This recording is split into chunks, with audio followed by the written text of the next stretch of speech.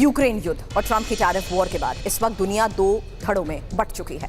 एक तरफ अमेरिका के नेतृत्व में पश्चिमी देश दिखाई दे रहे हैं, दूसरी तरफ जिनपिंग और पुतिन और किम की तिकड़ी। दोनों तरफ से हो रहे शक्ति प्रदर्शन में बीजिंग में चीन, रूस और नॉर्थ कोरिया ने भी दुनिया को अपनी ताकत दिखाई है। अब जिनपिंग पे पावर शो को अमेरिका के लिए अल्टीमेटम भी माना जा रहा है। बीजिंग में जमा हुई त्रिशक्ति का असर ट्रंप पर भी हुआ। ट्रंप जिनपिंग, पुतिन और किम को सख्त संदेश दिया और पुतिन और किम को जिनपिंग के साथ खड़े होने पर ट्रंप अमेरिका के खिलाफ साजिश बता रहे हैं। बड़ी खबर फिलहाल बीजिंग में चीन के उस शक्ति प्रदर्शन की वो तस्वीर देखिए जहां विक्ट्री डे परेड में ये ताकत दिखी। भव्य परेड में महाविनाशक हथियारों का प्रदर्शन और चीन ने किलर मिसाइलें भी दिखाई। मिलिट्री परेड में ही परमाणु हथियार गरजे।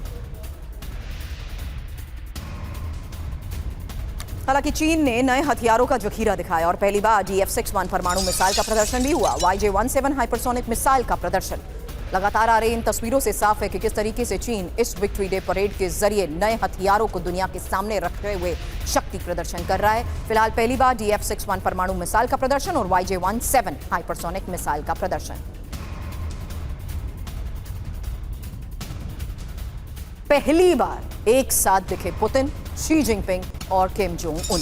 तीनों नेता एक साथ सार्वजनिक मंच पर दिखाई दिए और शी जिनपिंग ने खुद को एक वैश्विक नेता की तरह पेश किया। पुतिन और किम समेत 26 देशों के नेता शामिल रहे।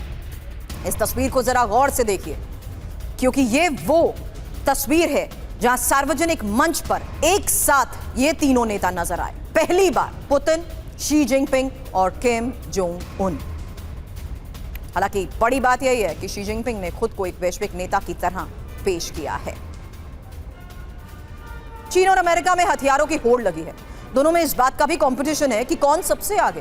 फिलहाल ये जो तस्वीरें आप देख रहे हैं, चीन और अमेरिका का फर्क भी इसमें आपको पता लगेगा। चीन की विक्ट्री डे परेड देखी, करीब 2.5 महीने पहले ही चीन ने आर्मी डे परेड भी मनाई थी और उस परेड में क्या हुआ आपके सामने। एक तरफ चीन की हाईटेक और अनुशासित सेना नजर आई, वहीं दूसरी तरफ अमेरिका की सेना जो बेहद फॉर्मल तरीके से परेड में गश्त करती दिखी। अब विक्ट्री डे परेड से जिनपिंग की ट्रंप को 2 टूक। ये एक और बड़ी खबर है, हम किसी की धमकियों से नहीं डरते। चीन हमेशा आगे बढ़ता रहता है। मनीष, आपने इन रिपोर्ट्स में 2 बड़ी बातें सुनी होंगी, जहां वैश्विक नेता के तौर पर खुद को यहां सामने रखना, दूसरी तरफ शक्ति प्रदर्शन और 2 टूक कि हम किसी की धमकियों से नहीं डरते, चीन हमेशा आगे बढ़ता रहता है। इवैल्यूएट करिए इसे।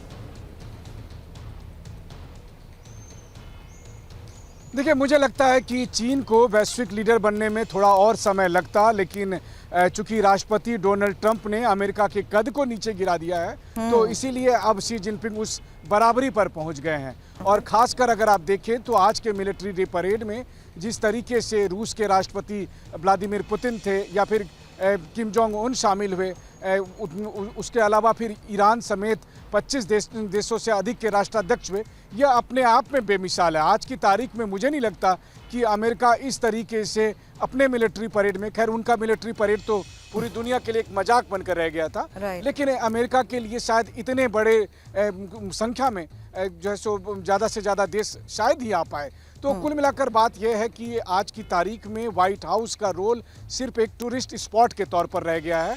लेकिन वहीं दूसरी तरफ चीन ने पिछले 3 दिन के भीतर जो अपनी क्षमता दिखाई है, उससे ग्लोबल मंच पर उसने एक नई उपस्थिति दर्ज की है। और अब आगे जो बात पहले विशेषज्ञ कागजों में कहा करते थे कि रूस, चीन, उत्तर कोरिया और ईरान की चौकड़ी होगी, वो आज हकीकत बनकर दिखी, क्योंकि इन तीनों के पीछे ईरान के राष्ट्रपति भी थे, बेलारूस वाले भी थे, टर्की था जो कि नाटो का मेंबर है, हंगरी था जो यूरोपीय यूनियन का मेंबर है। तो मुझे लगता है तब भी अगर ट्रंप को समझ में नहीं आती है तो फिर उनको अभी इलाज की जरूरत है।